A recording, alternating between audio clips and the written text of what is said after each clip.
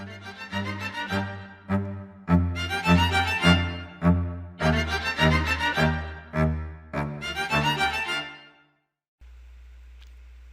hello YouTube, and welcome back to Fantasy Cartography in Adobe Photoshop. I am RPG Mapmaker, and this is how to draw mountains. Mostly focusing on the hand-drawn look, and then maybe we'll touch a little bit on some of these other styles of mountains that you see here. But from a hand-drawn mountain perspective, there's a lot of ways to go about it. Mountains in general are going to be some version of triangular shape. And yes, even these sort of roundy hills are still going to be that general triangle shape, or lots of little triangle shapes, as you see here. But the basic mountain, of course, is this light on one side, dark on the other. So sunshine is coming from this direction and hitting the side of the mountain, and therefore this side of the mountain is all going to be in shadow. So triangle shape, probably 1/3 or so is going to be all filled in for this particular mountain.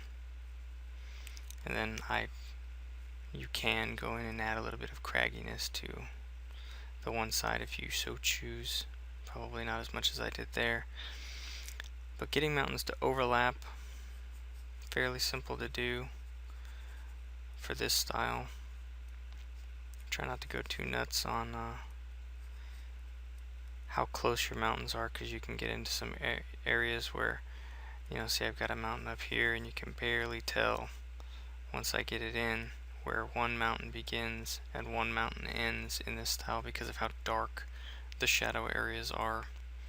So you can kind of start losing it unless they're spaced out a little more like this. So just be kind of aware of that.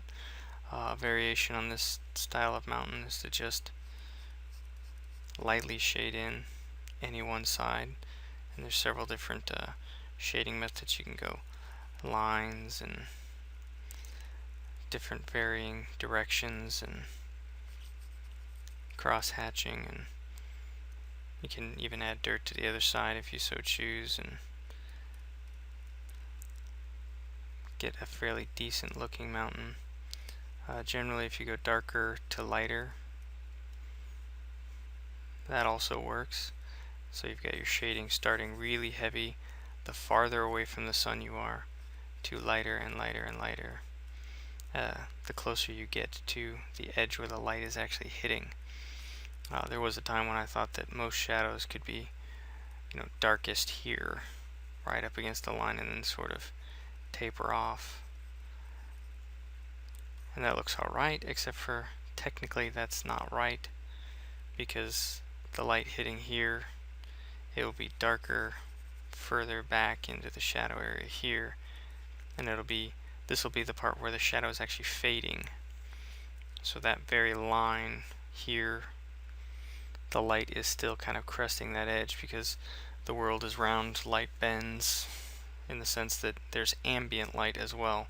So the area right next to the line is also going to be fairly light, and then it'll get darker and darker and darker the farther away from that line that the sun is shining, until it's super dark in the very, very back.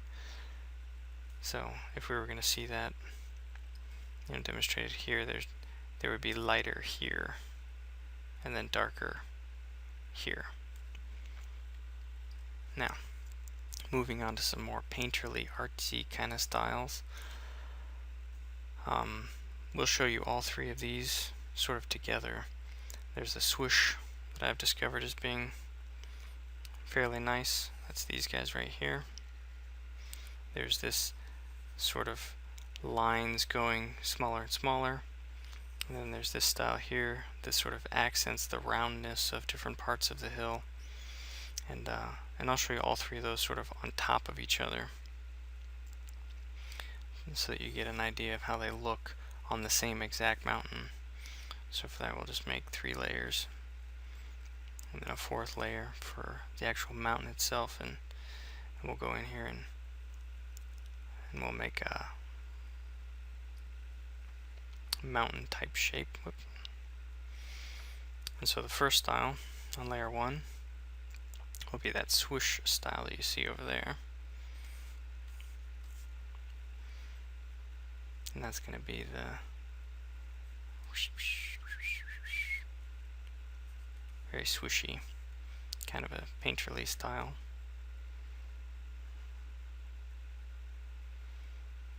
Which lends itself more to this sort of hill, where you just got a hill with a swoosh, and not so much to the multi-peaks. And then the next style, to give the multiple lines to a dot along each edge that is a crest or a side of the mountain, sort of like so. And this one also lends itself to having a little bit of dirt on the opposite side. So you can even do opposite sides of these creases, but I find that just the one side is enough most of the time. But you can hit the other creases if you so choose. For this, we're probably going to leave those out. I drew a really big mountain in this particular one, but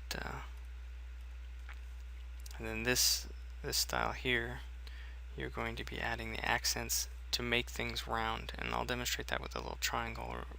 Here's a dot, and these lines all point towards that dot. And so if we're assuming that the crest of this hill here, and this hill here are the peaks, the lines that you draw are going to want to lend themselves to accenting that roundness. So you've got 2 roundnesses, 3 roundnesses, and sort of this extra roundness over here. And then some of the lines can also show the creases between, and they're going to bend with the crease. So this is a crease, this is a crease, and this is a crease in the mountain. So those lines would bend with that crease, and it's very similar to the lines of this, where you're creasing and sort of rounding all at the same time, but you're going to give a lot less of it because you're just sort of pointing out, hey, by the way, mountain bends here, kind of a thing. Just little bits of dirt flecks. It can be lots of different sort of sizes and locations. It's kind of up to you as you make those different styles.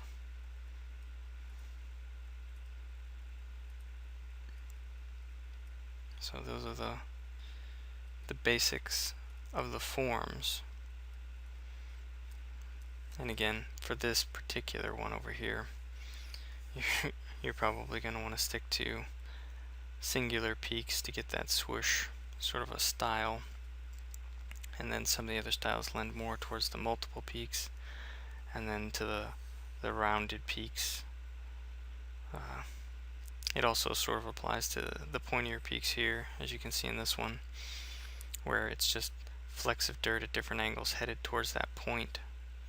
Most of these lines carry on straight up to the point of the peak or the ridge here, and so forth, just to kind of give you an idea of sort of the logic behind how the lines sit on the mountain. Is that there's the roundness, and then all lines head towards the roundness to show how the mountain or hill is shaped using the accent marks. So I like all 3 of these styles pretty well. Just keep in mind that whatever tree style you select kind of needs to fit in with the hill. So I got the little swoosh on the mountain, trees got the little swoosh, got the lines, trees are appropriate, got the accented sort of look. Got a whole nother style of tree you can try. Again, you can do the color version where you got the little tree icons, big huge forests. Lots of things will work, but for you, you have to sit there and discover, okay, which kind of mountain do I want on my map? What's easiest for me to draw? And then how do I integrate it in with all the other features? This is a style that I've found on a couple of actual old maps from the 1600s and even a little earlier. Fell in love with this particular style of mountain. For me, it's really easy to draw. It lends itself to that sort of wavy sort of style of mountain. You pick one edge or side of each of the peaks, which as you see here, it's very thin lines, but it's a lot like this style here, except you're completing the shading of all of those particular cracks and crevices. And again, using that triangular sort of shape that you see here, you're always going to be making little triangles with the shading, but they're going to get thinner and thinner and thinner, sort of like little mini tornadoes. So you just take that one side and sort of tornado it out to a little thin streak. Even if it's a really big flat edge, you can sort of taper it down to a smaller edge. And as you see here, you can go backward against the grain, because logically that just means that there's a deeper spot of the mountain. So you can take a spot on what you'd normally consider not a shaded side of a hill, and when you shade it, it doesn't look too bad, because there is the potential that there was another crag here or there. A lot of times the flat areas in between mountains also can have a little bloop, sort of a thing in them. And it's been a while since I did this style here, but you do sort of want to stay away from these larger humps, as you can see, it kind of looks funny for that style. It's a lot of straight edges and a lot of smaller humps. So let's try one more, just for argument's sake, with some little humps, some big humps, some flat lines, and see how that looks in this style. So again, straight working to triangle from each of the edges. You can see that the flat edge here sort of lends to that, and even this little ridge here. And there you have a little mountain range that integrates in with the same kind of applies throughout for hills. It's going to be a little hump, combining little humps in different fashions, the double, the triple. So you got your one hump mountain, or your hill, excuse me, your two hump hills, and then you got your your three hump hills where you're working backward, or you can do lines of them, but at some point it sort of becomes a run-on sentence. So you get like a whole bunch of hills in a line, it just kind of looks wonky. Whereas if you just throw one or two at the edge of your mountains, I find that looks sort of the cleanest. Sorry for jumping around. You get your mountain, you get your hill, your mountain, hill, hill, mountain, hill, hill, hill.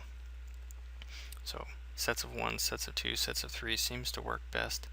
And then sticking them right up against the mountains gives you the idea that you're moving from mountains to hill country.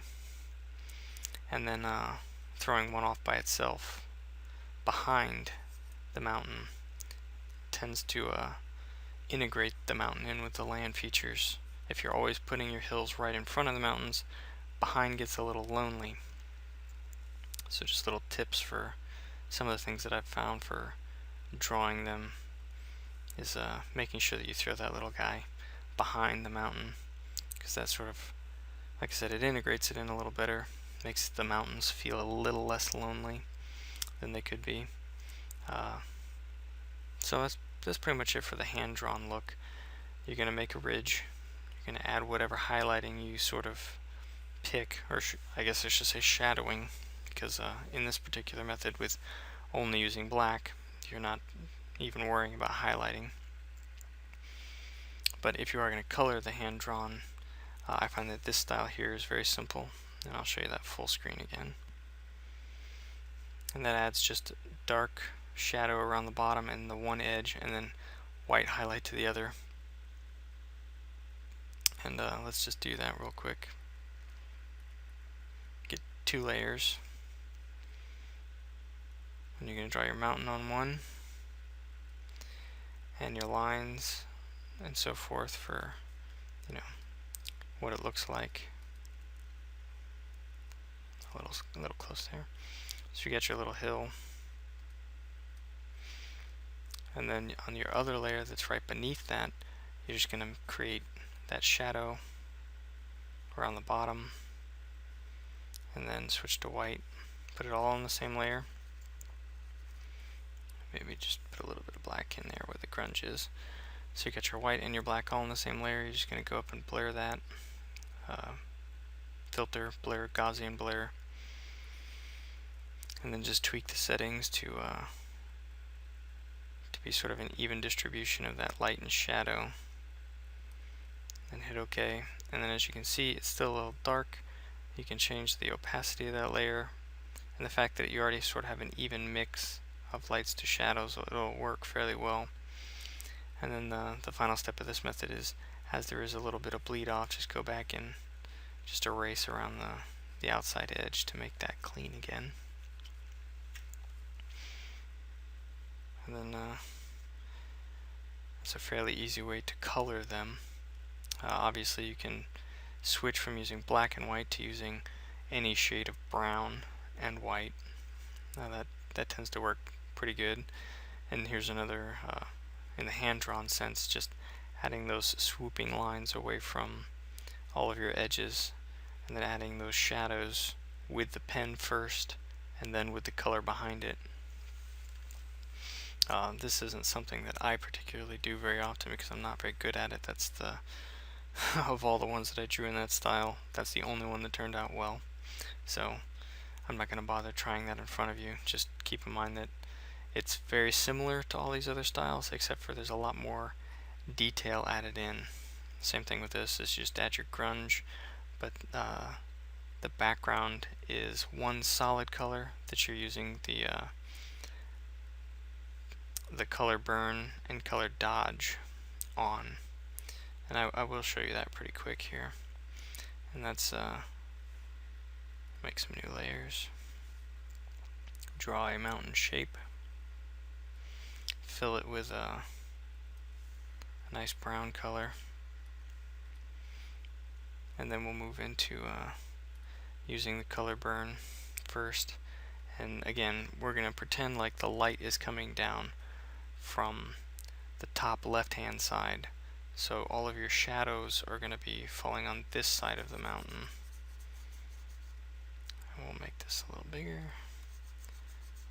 So right away you can see that just by adding that little bit of shadow to one side of the mountain, you're getting that depth that your eye picks up on right away, that says, hey, this is more three-dimensional, it's sticking out to me. And then for each of your, sort of lines that you draw for crags, you're just taking that color burn and you're running it right up against that edge.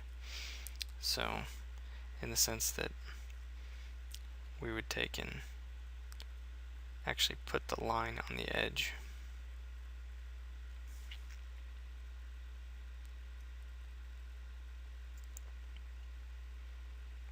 Ooh. Drawing in public. It's not for everyone. And then again, with this particular one, we were adding every single crag and crack and crevice.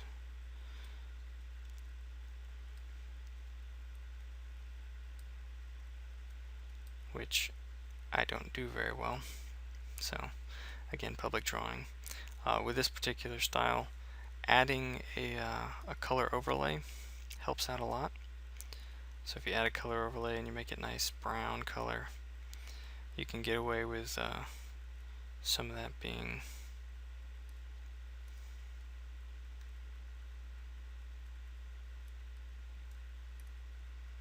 hidden.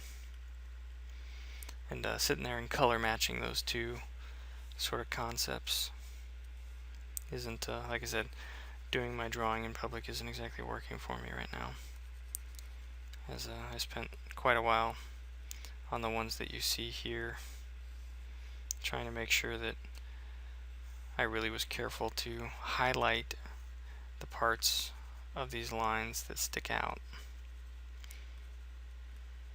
away from your eye, and then darkening in the ones that are behind where your eye sits, so that you get that sort of distinction between where there's light, where there's shadow.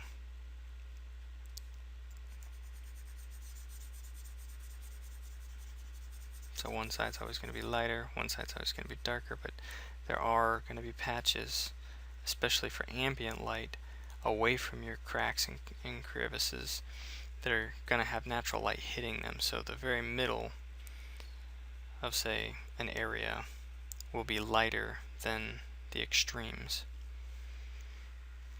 Kind of like we talked about before, where your lights and your shadows are not going to be 100% right close on. And that one doesn't actually look too bad for the small amount of time we spent on it. But just realize that picking your colors is also going to matter, because, you know, I sat here and I debated about the colors for this one, so that these lines were this nice brown. I got the light and the dark of the shadows, and your color burn and your dodge tool are going to help out with that, because once you have a nice color, that tool auto sort of adjusts to the color you've picked, and then you can go back in and kind of a hue and saturator, adjust from there to get you this painterly style.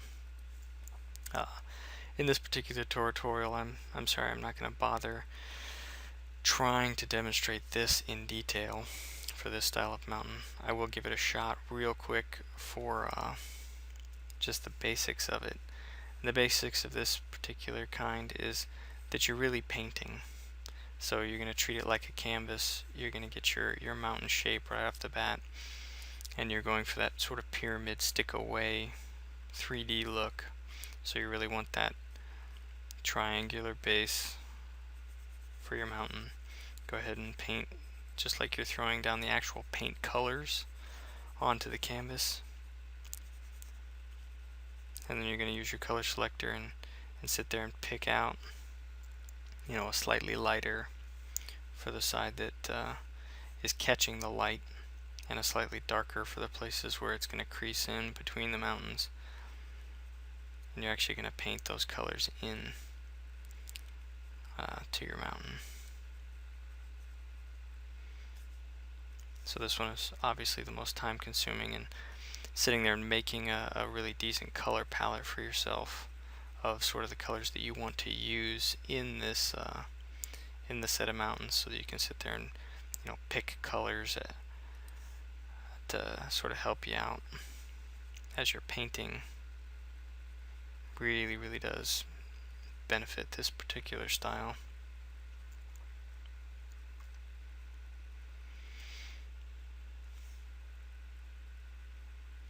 And you work from dark to light, and like I said, it's for me, this one's more difficult. I sit here and I blur and I smudge and try to get the colors to sort of integrate together on their own, because as you use the smudge tool, a lot of variation sort of crops up on its own in between what you painted and what starts showing up. And increasing the size and the strength will let you sort of bring out the edge of the mountain. And occasionally I even go in and add some dirt, noise, add noise, just to give me that random variation. And then I'll go back and I'll blur it down to just what I wanted, leaving just a little bit of that texture, that pixelated look, which really adds color detail that wasn't there before. Just those random pixels that bring it together. So we'll zoom out and As you can see, that one's not quite as integrated because there aren't other mountains, butting right up against it to add really harsh shadows and stuff like that. But this gives you that 3D painted look that I don't do a whole lot, because this is more of a, old school hand-drawn fantasy map deal for me. But I figured that might benefit somebody to see that, it really is simple to just, alright, I'm going to do shadows. I'm going to do, my darkest regions, the farthest away from where the light source is, and work from there. Add a little bit of snow to the peaks and so forth, and you really can get something fairly decent just adding a couple of layers of light and dark together in sort of an intelligent manner, going, okay, there's my shadows, there's my light. And pre-picking that in your mind really helps. So for this style over here, I was actually having a little bit of trouble earlier demonstrating this again, but again, we'll give it a shot. I like the fact that overall this is fairly simple to pull off, because you just, with the lasso tool selected, just paint your mountain and then fill it with a gradient fill that's black and white. Maybe something like that. It tapers off. And then we're gonna set this to overlay.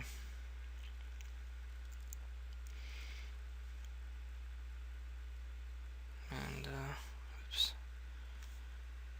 Let's draw my black line on there.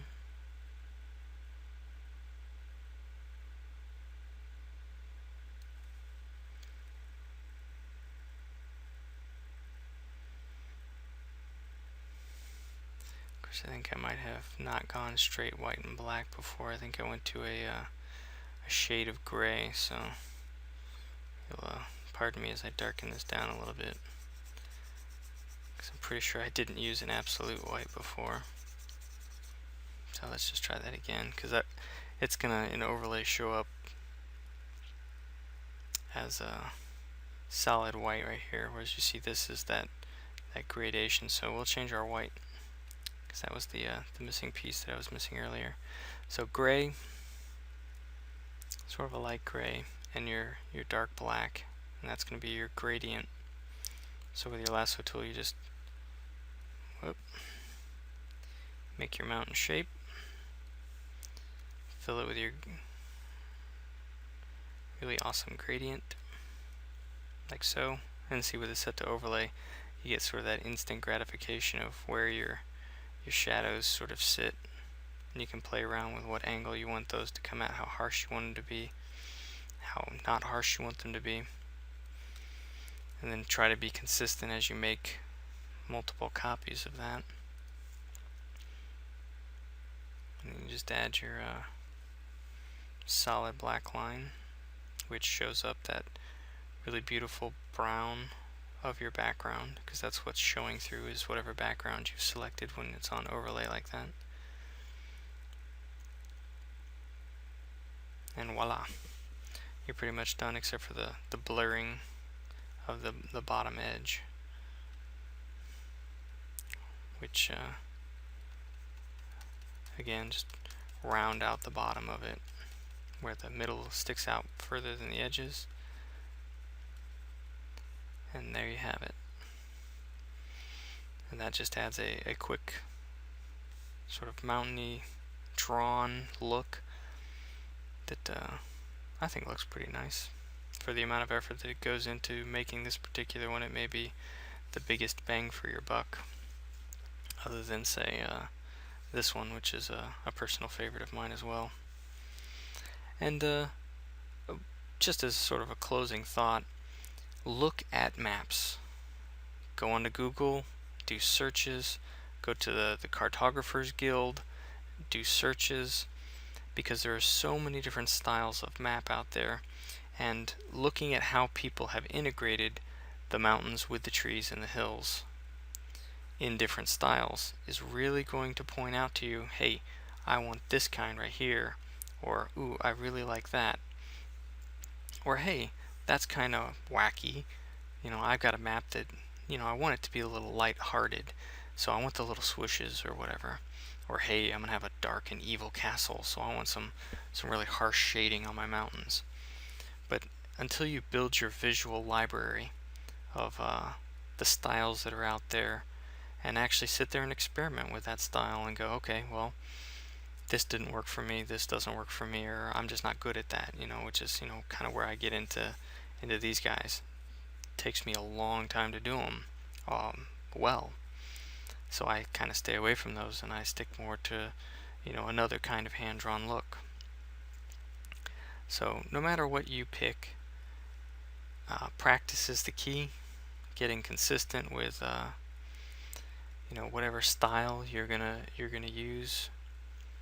Throw down some onto a canvas, play around, but really go out and do some searches. Build that visual library of reference material that you can fall back on and say, I really like this, I don't like that, and play around with it and have fun. But until next time, when I talk more about fantasy maps and other types of cartography stuff, this is RPG Map Maker saying happy mapping.